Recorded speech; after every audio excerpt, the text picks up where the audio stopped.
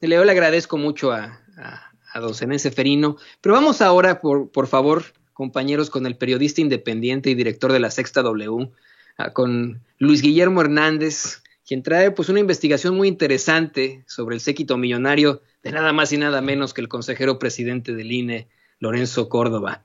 Luis Guillermo, te saludamos con muchísimo gusto. ¿Qué tal? Muy buenas tardes, Antonio. Muchas gracias por la oportunidad de platicar con el auditorio, con la audiencia de Sin Censura. Un saludo a todos en Estados Unidos y un saludo a todos en México, a todo el auditorio. Muchas gracias por este espacio. Al contrario, gracias por aceptar esta muy interesante, que sea muy interesante entrevista, especialmente por un tema tan importante, Luis Guillermo, el tema de lo que ganan esos que nos han, honestamente, yo lo quiero decir con todas sus letras, fallado a México, a los mexicanos, esos que detentan puestos muy institucionales según ellos, que tienen sus voces muy fuertes e institucionales, pero que en la vida real son unos racistas, discriminadores, así quedan grabados cuando se burlan precisamente de las comunidades originarias, situación que ocurrió precisamente con Lorenzo Córdoba. Y bueno, es un tema que siempre ha sido controvertido, un tema con el que siempre han pues buscado darle por la tangente, que la gente lo olvide, pero ellos insisten en tener sueldos millonarios, en ganar muchísimo más que el presidente, aunque la Constitución así lo determine, determine que no, que esto no sea así. Entonces, pues, ¿qué te parece que nos amplías un poco más sobre esta investigación que haces, Luis Guillermo? Mi estimado Antonio, fue una mirada sobre todo a ver si la congruencia era parte del perfil del presidente del Consejo General del INE. Una mirada para saber en manos de quién va a estar la elección intermedia del próximo mes de junio, cuando pues vamos a definir el rumbo de la segunda parte del gobierno de López Obrador y vamos a definir también si continúa la avalancha de cambios o no. Y tenía la curiosidad, una curiosidad periodística, de identificar qué tanto ha hecho mella en Lorenzo Córdoba, pues toda esta andanada de críticas que no son de ahora, Antonio, que tienen ya un buen tiempo, pues al dispendio, al despilfarro con el que se conduce el Instituto Nacional Electoral. Y lo que me encontré, pues, es lo que resumo en el documento que presentamos en Sexta W. El presidente del INE se rodeó de una camarilla de asesores, colaboradores, ayudantes, asistentes, cuyos sueldos, pues la verdad es que son indignantes. Sueldos muy superiores, muy superiores a los del presidente de México, a los de sus secretarios de Estado, a los de gobernadores, jefes de gobierno de México. Y la pregunta que sale a partir de esta revisión, pues es sin duda la pregunta que Lorenzo Córdoba se niega a responder. ¿Qué clase de trabajo hacen estas personas que rodean a Lorenzo para ganar más que un secretario de Estado o que el mismo presidente de México? Esa es la pregunta real. Y es una pregunta que, insisto, Lorenzo, que no está acostumbrado a rendir cuentas, Lorenzo, que no está acostumbrado a someterse al juicio de la sociedad, Lorenzo, que no está acostumbrado a hablar con medios que no le aplauden o con medios que no reciben beneficios, pues no quiere responder. Entonces, ahí está la idea, ahí está la pregunta, y me parece que la gente ha tomado este apunte, Antonio, de una manera que me sorprende un poco, y lo ha tomado de una manera muy interesante, porque efectivamente hay un hartazgo hacia lo que tú mencionabas, este perfil de políticos clasistas, políticos elitistas, políticos completamente desconectados de la realidad nacional. Yo te quiero preguntar esto, vamos por partes, porque hay muchas preguntas sobre esta situación que es verdaderamente indignante, Luis Guillermo. Más o menos, o más bien, me imagino que debes de tener el dato. ¿Cuánto gana un Lorenzo Córdoba? ¿Cuánto gana un Ciro Murayama? ¿Y cuánto ganan sus consejeros electorales, los asistentes, estos que tú dices, obtienen ingresos muchísimo mayores a los secretarios mexicanos, muchísimos mayores a los del presidente de la República.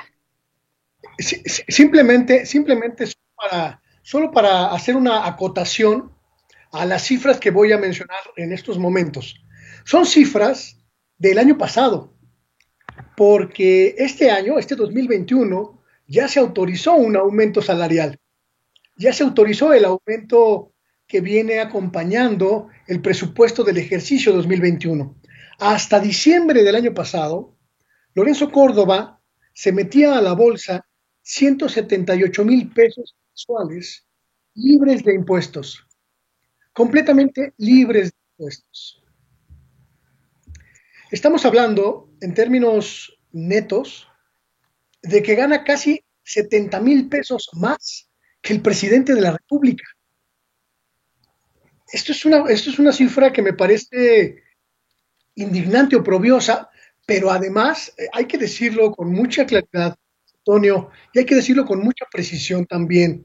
Es única y exclusivamente su sueldo neto, su sueldo después de impuestos, porque además de esa cantidad, tiene a su disposición una bolsa, llamémosle en su justa dimensión, millonaria de gastos, de representación, de comida, de viajes, de homenaje, de etcétera. Estamos hablando del presidente del órgano electoral, como si estuviéramos hablando de un jeque árabe, ¿no?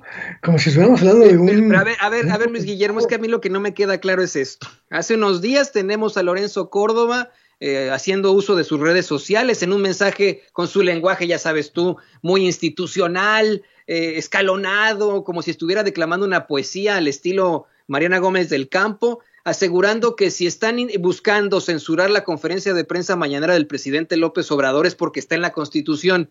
¿Que no está en la Constitución que nadie puede ganar más que el presidente de la República? ¿Qué incongruencia que se sigan parando un Lorenzo Córdoba para seguir ganando mensualmente 178,000 pesos libres de impuestos?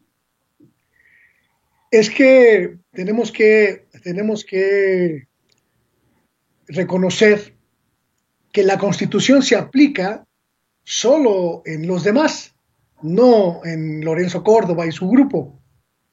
Y en ese sentido, pues me parece que él es muy congruente, porque está acostumbrado, insisto, a no rendir cuentas, está acostumbrado a no dar explicaciones y sobre todo está acostumbrado a interpretar los términos constitucionales de la manera que mejor le convenga. Este es un asunto real, no es una cuestión de animadversiones personales en contra de él, no. Es una práctica que ha ido recurrentemente realizando desde que tomó posesión como presidente del Consejo General del INE. Y la pregunta que yo me hago desde que lanzamos este análisis, Antonio, es, pues, ¿qué estatura moral tiene el hombre que se va a encargar de la elección?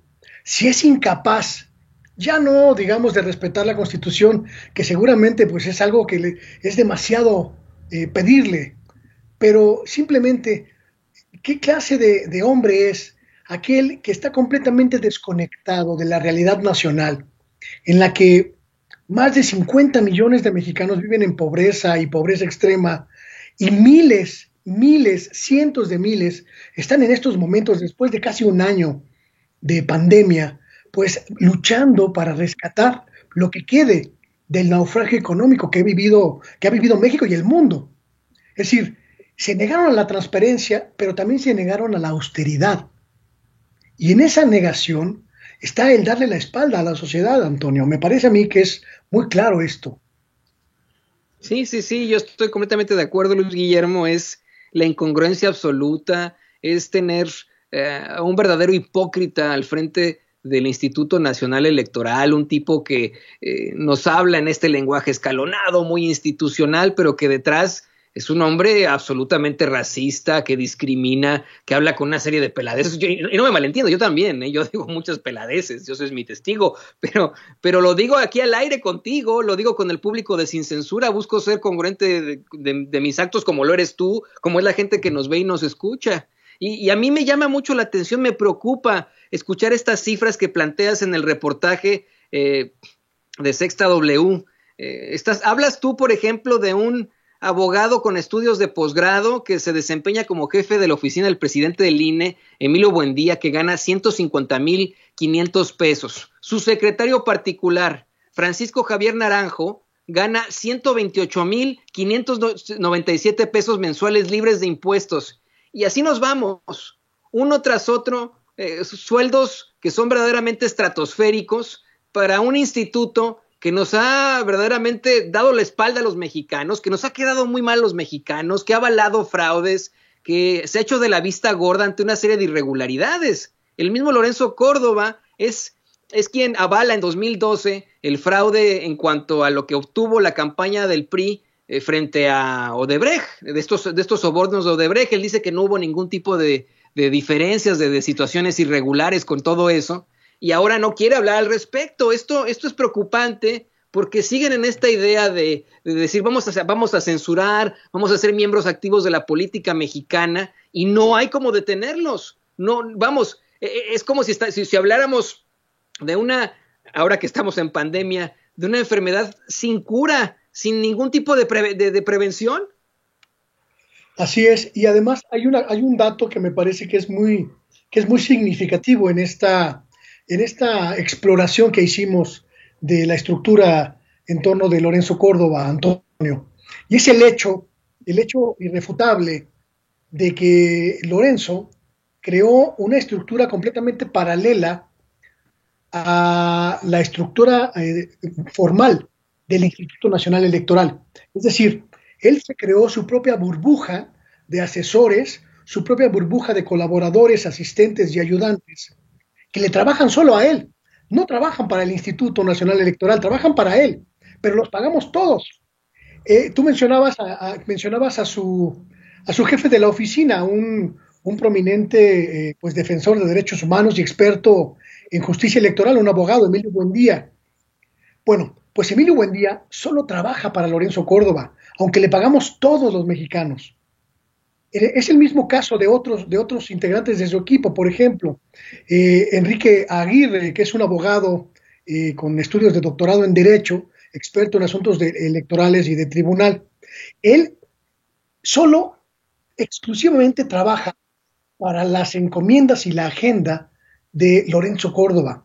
Es el mismo caso de Armando Arroyo, por ejemplo, un internacionalista que trabaja para él escribiéndole pues, los artículos que se publican en medios impresos.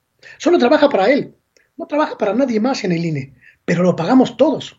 Tiene un periodista ahí junto con él, Ernesto Núñez, que pues era periodista del diario Reforma y se fue a trabajar con él como su asesor de prensa, pero solo trabaja para él, porque el INE tiene su propia estructura de comunicación social. Entonces, este periodista se encarga de diseminar los mensajes de Lorenzo, de posicionar la imagen, de limpiar la imagen de su patrón y de cuidar la presencia mediática de Lorenzo en todos los ámbitos. Pero lo pagamos todos los mexicanos. Estamos pagando el equipo que va a acompañar a Lorenzo en sus futuras aventuras políticas, las que éstas sean. Nosotros, todos los mexicanos, todas las mexicanas, estamos sufragando una oficina alterna, una campaña alterna, una estructura alterna a la estructura formal del INE. Y eso, desde cualquier ángulo donde se mire, mi estimado Antonio, eso es inmoral. Eso es completamente inmoral. Y hay que atender ese asunto con mucha precisión. Si no tiene estatura moral, si no tiene certeza moral, si no tiene formalidad el presidente del INE, la elección intermedia del próximo mes de junio está en manos de un ladrón, está en manos de un pillo, o por lo menos está en manos de un hombre incongruente que no sabemos cómo va a reaccionar. Me consuela que al menos podemos plantearlo aquí en Sin Censura, Luis Guillermo, que podemos hablar de esto sin pelos en la lengua y que la gente, los miles de personas que te están viendo y te están escuchando, se pueden quedar con esto, pueden obtener esta información y pueden compartirla con muchísima más gente. Y son ellos, los que nos ven, los que nos escuchan, los que tienen el sartén por el mango, los que pueden fiscalizar ese Instituto Nacional Electoral, los que le pueden exigir a los legisladores que ya basta de este tipo de vejaciones a las que nos enfrentamos, que es absolutamente necesaria una reforma electoral. Se nos acabó el tiempo, Luis Guillermo Hernández, es muy desafortunado. Te quiero invitar para ver si esta misma semana podemos seguir platicando de esta investigación que traes, que es muy importante que sigamos analizando.